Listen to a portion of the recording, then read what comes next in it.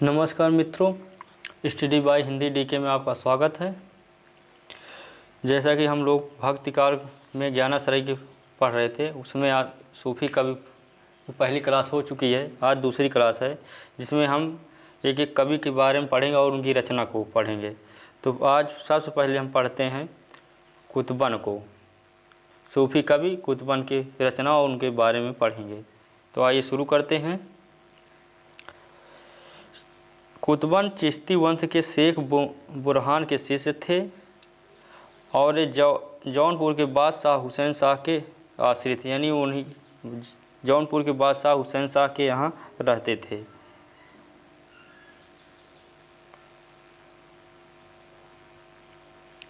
इनका समय विक्रमी की 16वीं शताब्दी के मध्य भाग संवत 1550 था। तो इनका समय क्या था? संवत 1550 था। इन्होंने मृगावती नाम की एक कहानी चौपाई दोहे के क्रम में 1503 ईस्वी में लिखी थी। तो यहाँ ध्यान देने योग्य बात है कि मृगावती को कुतुबन ने कब लिखा था? 1503 ईस्वी में, जिसमें चंद्रनगर के राजा गणपति देव के राजकुमार और कंचनपुर के राजा रूप मुरारी की कन्या मृगावती की प्रेम कथा का वर्णन है। तो इसमें वर्णन किसका है? कहानी में चंद्रनगर के राजा गणपति देव के राजकुमार और कंचनपुर के राजा रूप मुरारी की कन्या मृगावती का प्रेमाख्यान का वर्णन है।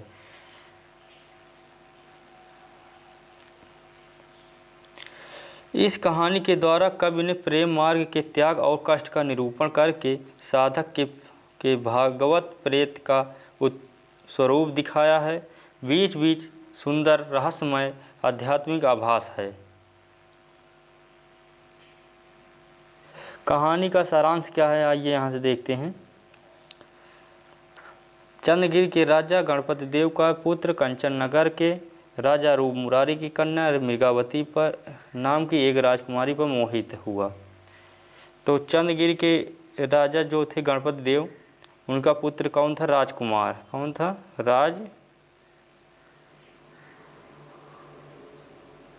राजकुमार था, जो कंचननगर के राजा रूप मुरारी की पुत्री, जो इनकी रूप मुरारी की पुत्री थी मृगावती, उन पर ये राजकुमार मोहित था।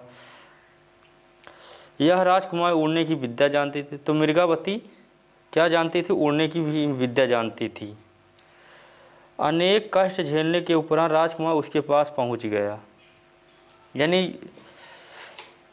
राजकुमार मृगावती के पास काफ़ी कष्ट झेलने के बाद पहुंचा।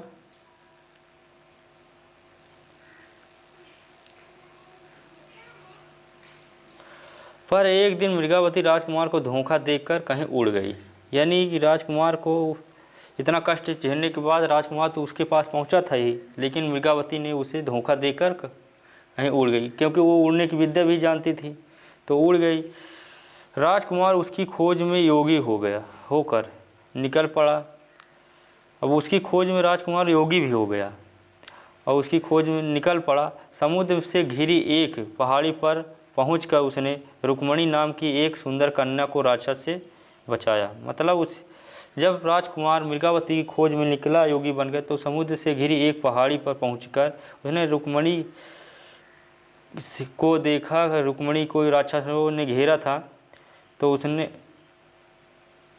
उस सुंदर कन्या को राजकुमार ने राक्षसों से बचा लिया। उस सुंदरी के पिता ने राजकुमार के साथ उसका विवाह कर दिया। अब यहाँ पर रुक्मणी को बचाने के बाद उसके पिता ने खुश होकर, उस सुंदरी के पिता ने राजकुमार के साथ उसकी शादी कर दी रुक्मणी की।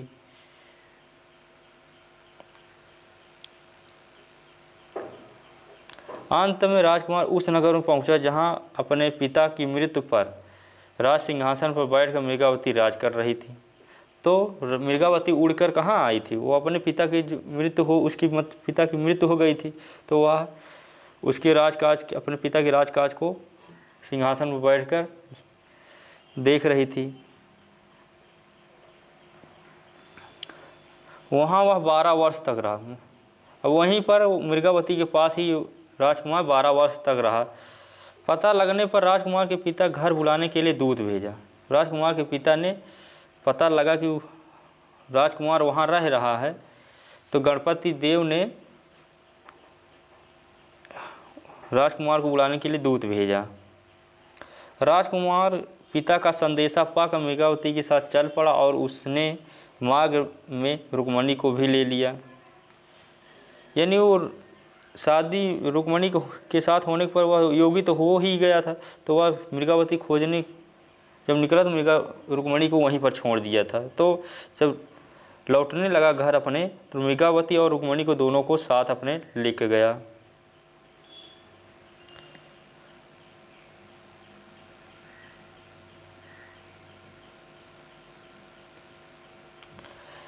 राजकुमार बहुत दिनों तक आनंद पूर्वक रहा, पर अंत में अखेट यानी अखेट के उससे कहते हैं जो शिकार मतलब शिकार खेल के समय हाथी से गिरकर मर गया।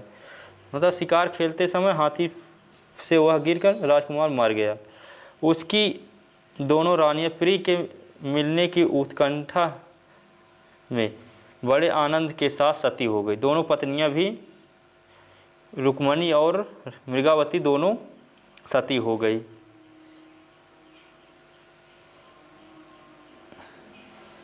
तो यहाँ पर एक पंक्ति है, देखते हैं। रुक्मणी पुण्य वैसे ही मर गई, कुलवंती सद सो भई, बाहर वह भीतर वह होई, घर बाहर का रह न जोई, विधि कर चरित न जाने आनु, जो सिरजा सो जाहि नियानु। यह उसी मृगावती की पंक्ति है। आचार्य रामचंद्र शुक्ल ने ऐसे सूफी परंपरा की पहली रचना माना। मतलब इसे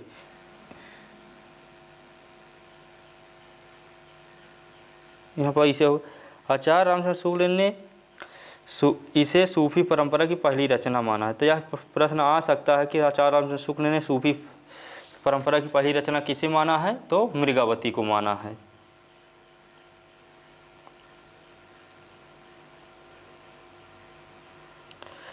मृगावती बहुपत्नीवाद का समर्थन है। यह कथन किसका का है, तो यह नंद दुलारे वाजपेयी का है।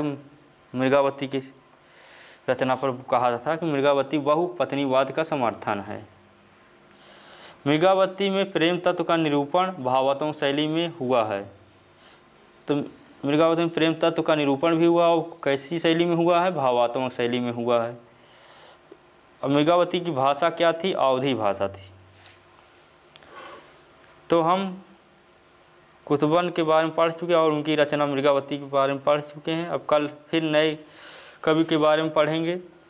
तो आप लोग को क्लास कैसी लगी, अच्छी लगी हो तो शेयर एवं सब्सक्राइब ज़रूर करें। कल फिर मिलते हैं, तब तक के लिए नमस्कार, जय हिंद।